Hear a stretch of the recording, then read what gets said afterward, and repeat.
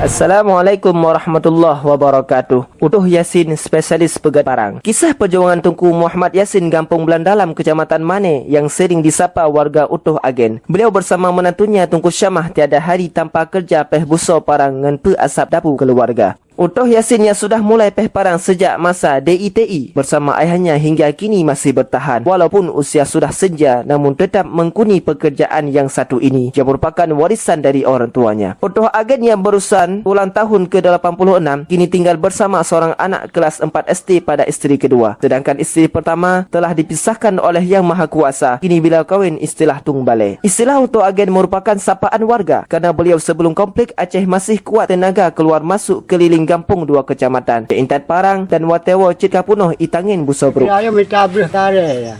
Atrahan ali, kita mau kalapai, anik lam sekolah. Bantuan anak troli. Gesi Kampung Belandalam, Tunku Armis didampingi Petua Dusun Tunku Nordin mengakui keberadaan Utuh Parang di kampungnya membawa rahmat. Minimal karame urang jak kunjung saban hari ke desanya di pedalaman Pidi. Saya ceritakan tentang Tunku M. Yasin atau sering disapa Utuh Agen.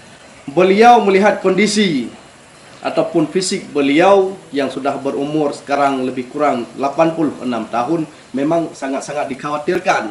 Tetapi alhamdulillah beliau masih sanggup menjalani tugasnya sehari-hari, yaitu pegat parang ataupun pisau di kampung kami.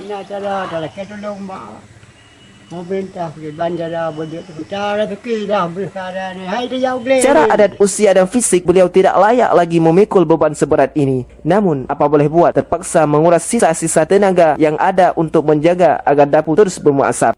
Lebih sedihnya lagi, beliau bekerja di bawah gubuk yang cukup memperhatikan dengan atap tepal apa adanya. Ketika hujan lebat terpaksa merintih kesedihannya. Dia mengharapkan adanya kepedulian dari pihak pemerintah atau pihak donatur lainnya untuk membangun gubuk tempat usaha peh parang ukuran 3 kali 4 meter. Memang katanya, ia pernah menerima bantuan dari pemerintah, namun nilainya jauh dari cukup untuk membangun tempat usahanya sehingga belum terwujud. Tunku Syamah sebagai tenaga teras beliau, tiap 3 hari sekali harus jak terarang bak kupi untuk bahan baku ngan terbuso.